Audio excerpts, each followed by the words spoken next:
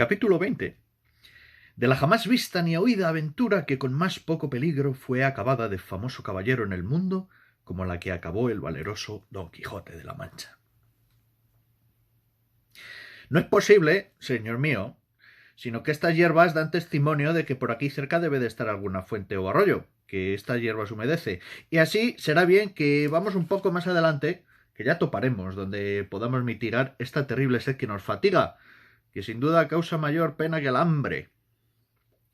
Parecióle bien el consejo a Don Quijote, y tomando de la rienda a Rocinante y Sancho del cabestro a su asno, después de haber puesto sobre él los relieves que de la cena quedaron, comenzaron a caminar por el prado arriba a tiento, porque la oscuridad de la noche no les dejaba ver cosa alguna. Mas no hubieron andado 200 pasos, cuando llegó a sus oídos un grande ruido de agua, como que de algunos grandes y levantados riscos se despeñaba. Alegróles el ruido en gran manera, y parándose a escuchar hacia qué parte sonaba, oyeron a deshora otro estruendo que les aguó el contento del agua, especialmente a Sancho, que naturalmente era medroso y de poco ánimo. Digo que oyeron que daban unos golpes a compás, con un cierto crujir de hierros y cadenas, que, acompañados del furioso estruendo del agua, que pusieran pavor a cualquier otro corazón que no fuera el de Don Quijote. Era la noche, como se ha dicho, escura, y ellos acertaron a entrar entre unos árboles altos, cuyas hojas, movidas del blando viento, hacían un temeroso y manso ruido, de manera que la soledad, el sitio, la oscuridad, el ruido del agua con el susurro de las hojas, todo causaba horror y espanto, y más cuando vieron que ni los golpes cesaban, ni el viento dormía, ni la mañana llegaba, añadiéndose a todo esto el ignorar el lugar donde se hallaban. Pero Don Quijote, acompañado de su intrépido corazón, saltó sobre Rocinante y, embrazando su rodela, terció su lanzón y dijo: «Sancho, amigo, has de saber que yo nací por querer del cielo en esta nuestra edad de hierro, para resucitar en ella la de oro o la dorada, como suele llamarse. Yo soy aquel para quien están guardados los peligros, las grandes hazañas, los valerosos hechos.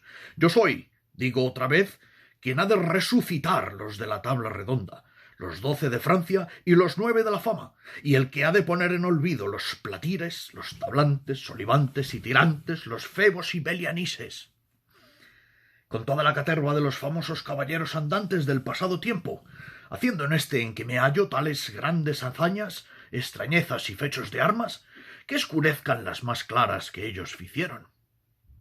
Bien notas, escudero fiel y legal, las tinieblas de esta noche, su extraño silencio, el sordo y confuso estruendo de estos árboles, el temeroso ruido de aquella agua en cuya busca venimos, que parece que se despeña y derrumba desde los altos montes de la luna, y aquel incesable golpear que nos hiere y lastima los oídos, las cuales cosas todas juntas y cada una por sí son bastantes a infundir miedo, temor y espanto en el pecho del mesmo Marte, cuanto más en aquel que no está acostumbrado a semejantes acontecimientos y aventuras.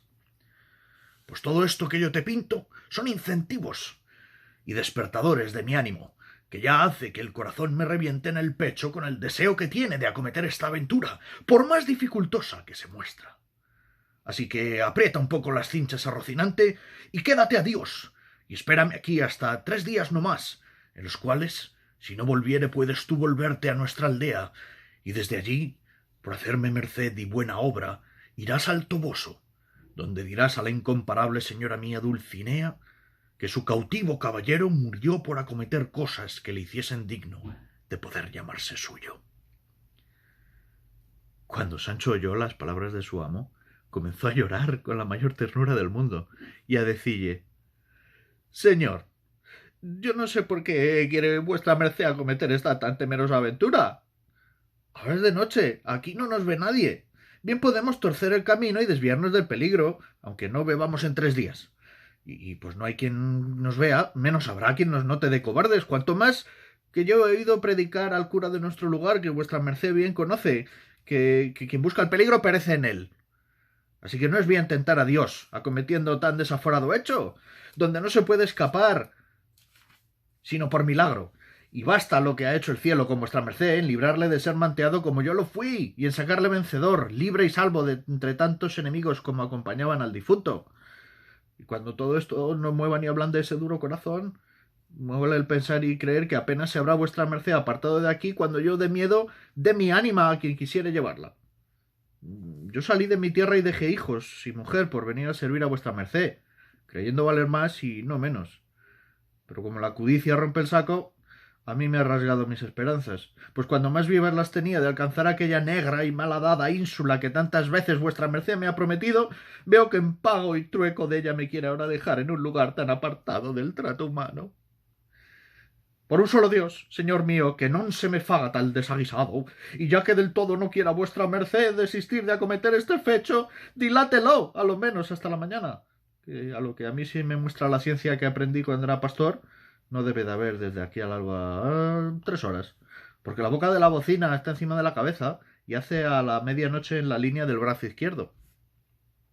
¿Cómo puedes tú, Sancho? Dijo don Quijote, ver dónde está esa línea o dónde hace esa línea, ni dónde está esa boca o ese colodrillo que dices, si hace la noche tan escura que no parece en todo el cielo estrella alguna? Así es, dijo Sancho, pero tiene el miedo muchos ojos y ve las cosas debajo de tierra, cuanto más encima en el cielo, puesto que por buen discurso bien se puede entender que hay poco de aquí al día. Falte lo que faltare, respondió don Quijote, que no se ha de decir por mí ahora ni en ningún tiempo que lágrimas y ruegos me apartaron de hacer lo que debía a estilo de caballero. Y así te ruego, Sancho, que calles, que Dios, que me ha puesto en corazón de acometer ahora esta tan no vista y tan temerosa aventura, tendrá cuidado de mirar por mi salud y de consolar tu tristeza. Lo que has de hacer es apretar bien las cinchas a Rocinante y quedarte aquí, que yo daré la vuelta presto, o vivo o muerto. Viendo pues Sancho la última resolución de su amo y cuán poco valían con él sus lágrimas, consejos y ruegos, determinó de aprovecharse de su industria y hacerle esperar hasta el día si pudiese. Y así, cuando apretaba a las cinchas el caballo, bonitamente y sin ser sentido, ató con el cabestro de su asno ambos pies a Rocinante, de manera que cuando don Quijote se quiso partir, no pudo, porque el caballo no se podía mover sino a saltos. Viendo Sancho Panza el buen suceso de su embuste, dijo: «Ea, señor, que el cielo, conmovido de mis lágrimas y plegarias, ha ordenado que no se pueda mover Rocinante. Y si vos queréis porfiar espolear a dalle, será enojar a la fortuna y dar coces, como dicen, contra el aguijón». Desesperábase con esto don Quijote, y por más que ponía las piernas al caballo, menos le podía mover. Y sin caer en la cuenta de la ligadura, tuvo por bien de sosegarse y esperar o a que amaneciese o a que a Rocinante se menease, creyendo sin duda que aquello venía de otra parte que de la industria de Sancho. Y así le dijo: «Pues así es, Sancho, que Rocinante no puede moverse. Yo soy contento de esperar a que ría el alba, aunque yo llore lo que ella tardara en venir». «No hay que llorar», respondió Sancho, «que yo entretendré a vuestra merced contando cuentos de aquí al día, si ya no es que se quiere apear y echarse a dormir un poco sobre la verde hierba a uso de caballeros andantes, para ya ser más descansado cuando llegue el día y punto de acometer esta tan desemejable aventura que le espera». «¿A qué llamas apear o a qué dormir?», dijo don Quijote. «¿Soy yo por ventura de aquellos caballeros que toman reposo en los peligros? Duerme tú, que naciste para dormir, o haz lo que quisieres, que yo haré lo que viere que más me conviene con mi pretensión». «No se enoje vuestra merced, señor mío», respondió Sancho, «que no lo dije yo por tanto». Y llegándose a él, puso la una mano en el arzón delantero y la otra en el otro, de modo que quedó abrazado con el muslo izquierdo de su amo, sin osarse apartar de él un dedo. Tal era el miedo que tenía a los golpes que todavía alternativamente sonaban. Díjole don Quijote que contase algún cuento para entretenerle, como se lo había prometido, a lo que Sancho dijo que sí hiciera, si le dejara el temor de lo que oía.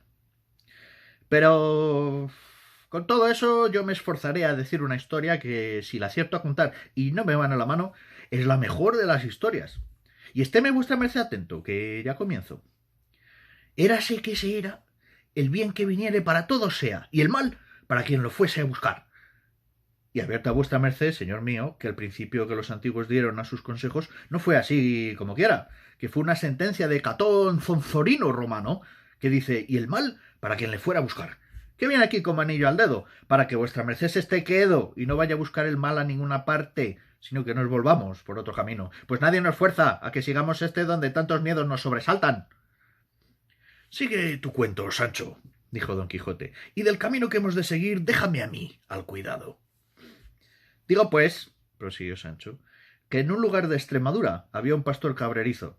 Quiero decir que guardaba cabras, el cual pastor o cabrerizo, como digo de mi cuento, se llamaba Lope Ruiz. Lope Ruiz. Y este Lope Ruiz andaba enamorado de una pastora que se llamaba Torralba, la cual pastora, llamada Torralba, era hija de un ganadero rico. Y ese ganadero rico, si de esa manera cuentas tu cuento, Sancho, dijo don Quijote, repitiendo 2 veces lo que vas diciendo, no acabarás en 2 días.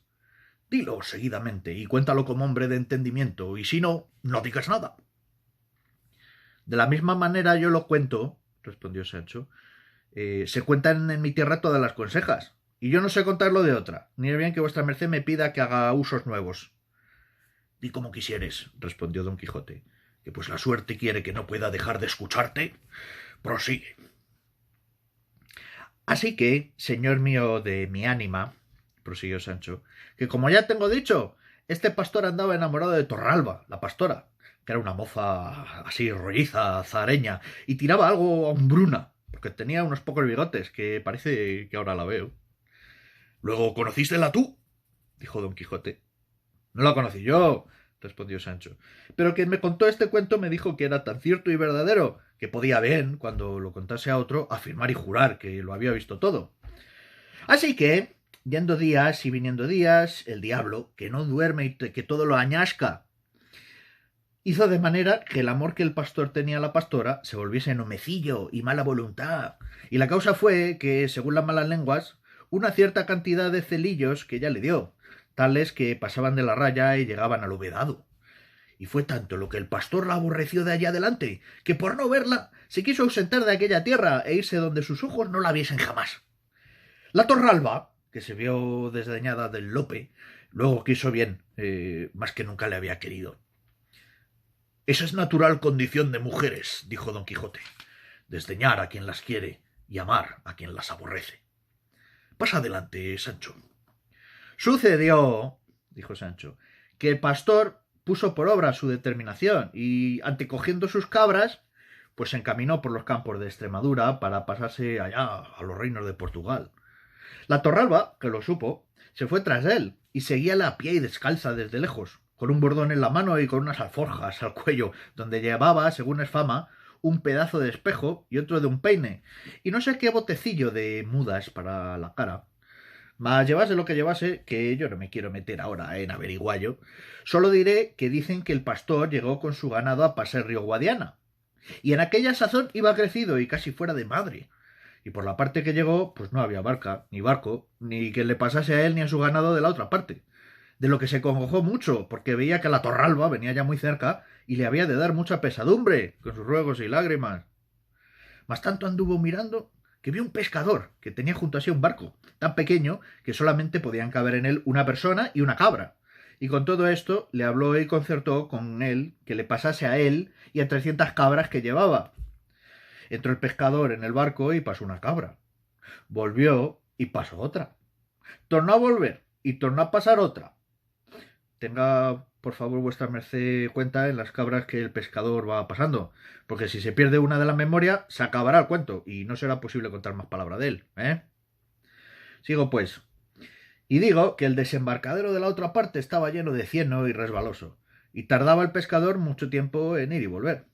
Con todo esto, volvió por otra cabra, y por otra cabra, y otra, y otra.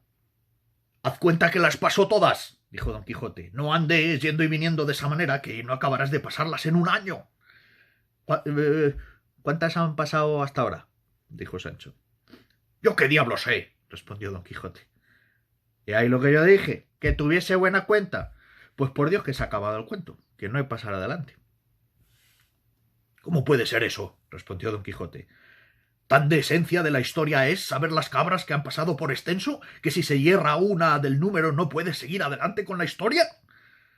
—No, señor, en ninguna manera —respondió Sancho—, porque así como yo pregunté a vuestra merced que me dijese cuántas cabras habían pasado y me respondió que no sabía, en aquel mismo instante se me fue a mí de la memoria cuanto me quedaba por decir, y a fe que era de mucha virtud y contento.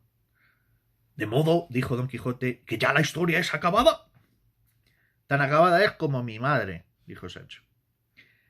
—Dígote de verdad —respondió don Quijote— que tú has contado una de las más nuevas consejas, cuento o historia que nadie pudo pensar en el mundo, y que tal modo de contarla ni dejarla jamás se podrá ver ni habrá visto en toda la vida, aunque no esperaba yo otra cosa de tu buen discurso. Mas no me maravillo, pues quizá estos golpes que no cesan te deben de tener turbado el entendimiento. —Todo puede ser —respondió Sancho—, mas yo sé que en lo que de mi cuento no hay más que decir, que allí se acaba do comienza el hierro de la cuenta del pasaje de las cabras. —Acabe, enhorabuena, donde quisiere —dijo don Quijote—, y veamos si se puede mover Rocinante. Tornóle a poner las piernas, y él tornó a dar saltos y a estarse quedo, tanto estaba de bien atado. En esto parece ser o que el frío de la mañana, que ya venía, o que Sancho hubiese cenado algunas cosas lenitivas, o que fuese cosa natural, que es lo que más se debe creer, a él le vino en voluntad y deseo de hacer lo que otro no pudiera hacer por él. Mas era tanto el miedo que había entrado en su corazón que no osaba apartarse un negro de uña de su amo, pues pensar de no hacer lo que tenía gana tampoco era posible. Y así lo que hizo, por bien de paz, fue soltar la mano derecha, que tenía asida al arzón trasero, con la cual bonitamente y sin rumor alguno se soltó la lazada corrediza con que los calzones se sostenían sin ayuda de otra alguna, y en quitándosela dieron luego abajo y se le quedaron como grillos. Tras esto alzó la camisa lo mejor que pudo y echó al aire entrambas posaderas, que no eran muy pequeñas. Hecho esto, que él pensó que era lo más que tenía que hacer para salir de aquel terrible aprieto y angustia, le sobrevino otra mayor, que fue que le pareció que no podía mudarse sin hacer estrépito y ruido, y comenzó a apretar los dientes y a encoger los hombros, recogiendo en sí el aliento todo cuanto podía. Pero con todas estas diligencias fue tan desdichado que al cabo vino a hacer un poco de ruido, bien diferente de aquel a que a él le ponía tanto miedo. Oyólo don Quijote y dijo: —¿Qué rumor es ese, Sancho? —No sé, señor —respondió él—. Alguna cosa nueva debe de ser, que las aventuras y desventuras nunca comienzan por poco. Tornó otra vez a probar ventura y sucedióle también que sin más ruido ni alboroto que el pasado se halló libre de la carga que tanta pesadumbre le había dado. Mas como don Quijote tenía el sentido del olfato tan vivo como el de los oídos, y Sancho estaba tan junto y cosido con él, que casi por línea recta subían los vapores hacia arriba, no se pudo excusar de que algunos no llegasen a sus narices.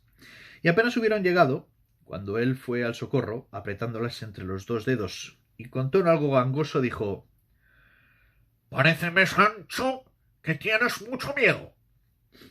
Sí tengo —respondió Sancho—. Mas ¿en qué lo echa de ver vuestra merced ahora más que nunca? —En que ahora más que nunca hueles, y no a ámbar —respondió don Quijote.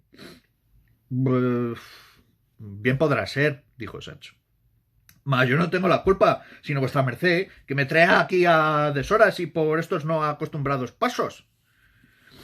—Retírate 3 o 4 allá, amigo —dijo don Quijote, todo esto sin quitarse los dedos de las narices—, y desde aquí adelante ten más cuenta con tu persona y con lo que debes a la mía, que la mucha conversación que tengo contigo ha engendrado este menosprecio. —Apostaré —replicó Sancho— que piensa vuestra merced que yo he hecho de mi persona alguna cosa que no deba. —Peor es meneallo, amigo Sancho —respondió don Quijote. En estos coloquios y en otros semejantes pasaron la noche amo y mozo.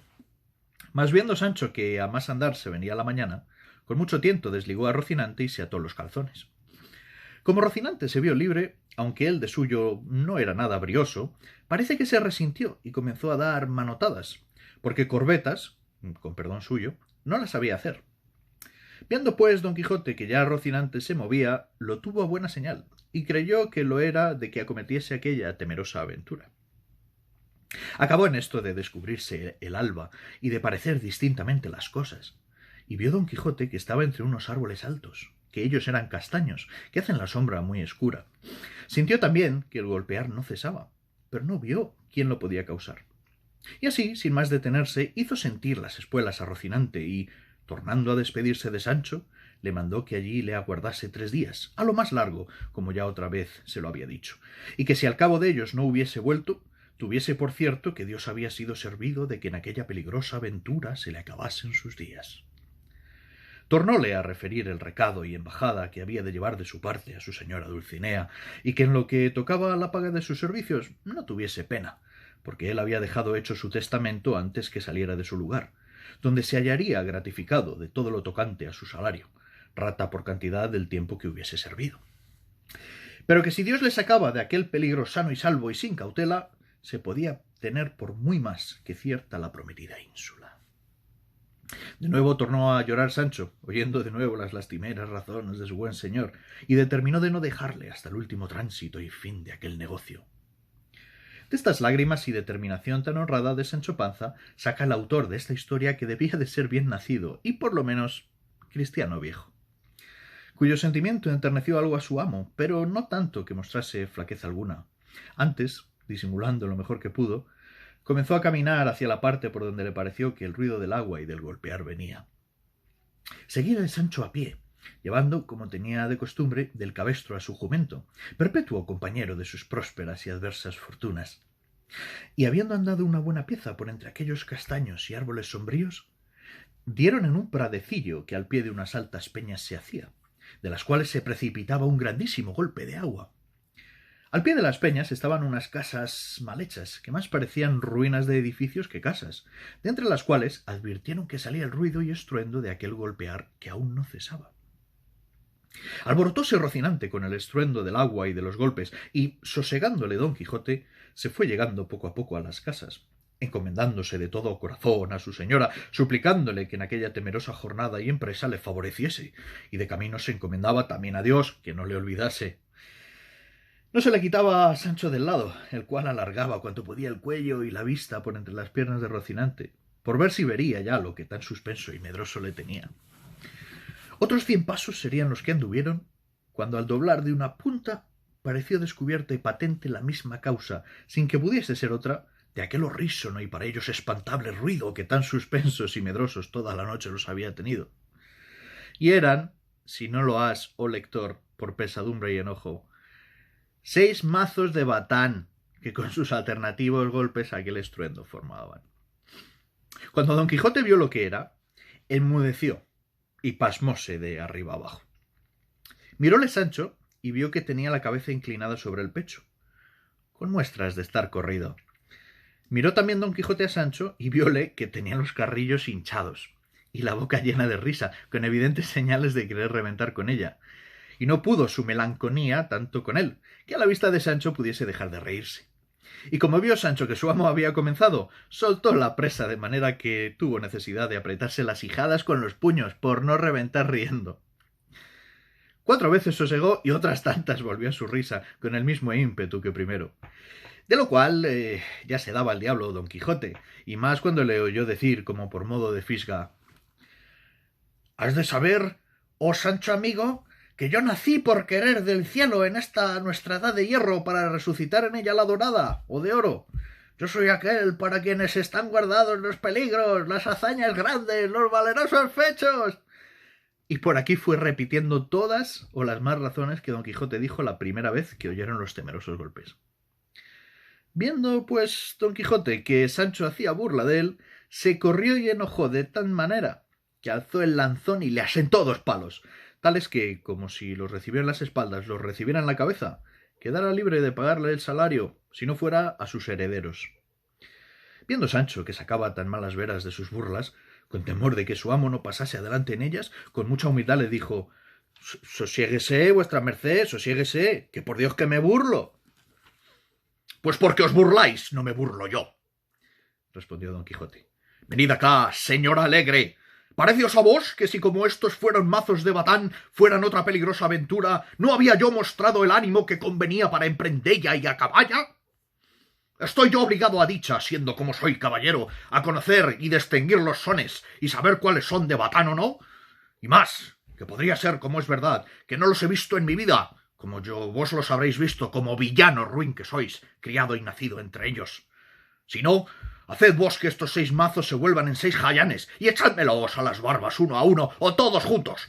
Y cuando yo no diere con todos patas arriba, haced de mí la burla que quisiéredes. No haya más, señor mío, no haya más, replicó Sancho, que yo confieso que he andado algo risueño en demasía. Pero dígame vuestra merced, ahora que estamos en paz, así Dios le saque de todas las aventuras que le sucedieran tan sano y salvo como le ha sacado de esta. ¿No ha sido cosa de reír? ¿Y lo es de contar el gran miedo que hemos tenido? A lo menos el que yo tuve, que de vuestra merced ya yo sé que no le conoce, ni sabe qué es temor ni espanto. No niego yo, respondió don Quijote, que lo que nos ha sucedido no sea cosa digna de risa, pero no es digna de contarse, que no son todas las personas tan discretas que sepan poner en su punto las cosas. A lo menos, respondió Sancho, supo vuestra merced poner en su punto el lanzón, apuntándome a la cabeza y dándome en las espaldas, gracias a Dios y a la diligencia que puse yo en ladearme. Pero vaya, que todo saldrá en la colada, que yo he oído decir, ese te quiere bien, que te hace llorar. Y más, que suelen los principales señores, tras una mala palabra que dicen a un criado, darle luego unas calzas o algo. Aunque no sé lo que le suelen dar tras haberle dado de palos, si ya no es que los caballeros andantes dan tras palos ínsulas o reinos en tierra firme. Tal podría correr el dado, dijo don Quijote, que todo lo que dices viniese a ser verdad. Y perdona lo pasado, pues eres discreto y sabes que los primeros movimientos no son en mano del hombre. Y está advertido de aquí adelante en una cosa, para que te abstengas y reportes en el hablar demasiado conmigo, que en cuantos libros de caballerías he leído, que son infinitos, jamás he hallado que ningún escudero hablase tanto con su señor como tú con el tuyo. Y en verdad que lo tengo a gran falta, tuya y mía. Tuya en que me estimas en poco, mía en que no me dejo estimar en más. Sí, que Gandalín, escudero de Amadís de Gaula, conde fue de la ínsula firme, y se lee de él que siempre hablaba a su señor con la gorra en la mano, inclinada la cabeza y doblado el cuerpo more turquesco. Pues qué diremos de Gasabal, escudero de don Galaor, que fue tan callado que para declararnos la excelencia de su maravilloso silencio, sólo una vez se nombra su nombre en toda aquella tan grande como verdadera historia. De todo lo que he dicho has de inferir, Sancho, que es menester hacer diferencia de amo a mozo, de señor a criado y de caballero a escudero. Así que desde hoy en adelante nos hemos de tratar con más respeto, sin darnos cordelejo, porque de cualquiera manera que yo me enoje con vos, ha de ser mal para el cántaro. Las mercedes y beneficios que yo os he prometido llegarán a su tiempo, y si no llegaren, el salario a lo menos no se ha de perder, como ya os he dicho. Está bien cuanto vuesa merced dice, dijo Sancho. Pero querría yo saber, por si acaso no llegase el tiempo de las mercedes y fuese necesario acudir al de los salarios, cuánto ganaba un escudero de un caballero andante en aquellos tiempos, y si se concertaban por meses o por días, como peones de albañir. No creo yo, respondió don Quijote, que jamás los tales escuderos estuvieron a salario, sino a merced, y si yo ahora te le he señalado a ti en el testamento cerrado que dejé en mi casa, fue por lo que podía suceder, que aún no sé cómo prueba en estos tan calamitosos tiempos nuestros la caballería, y no querría que por pocas cosas penase mi ánima en el otro mundo, porque quiero que sepas, Sancho, que en él no hay estado más peligroso que el de los aventureros. Así es verdad, dijo Sancho, pues sólo el ruido de los mazos de un batán pudo alborotar y desasosegar el corazón de un tan valeroso andante aventurero como es vuestra merced. Más bien puede estar seguro que de aquí adelante no despliegue mis labios para hacer donaire de las cosas de vuestra merced, si no fuera para honrarle, como a mi amo y señor natural. De esa manera, replicó don Quijote, vivirás sobre el haz de la tierra, porque después de a los padres, a los amos se ha de respetar, como si lo fuesen.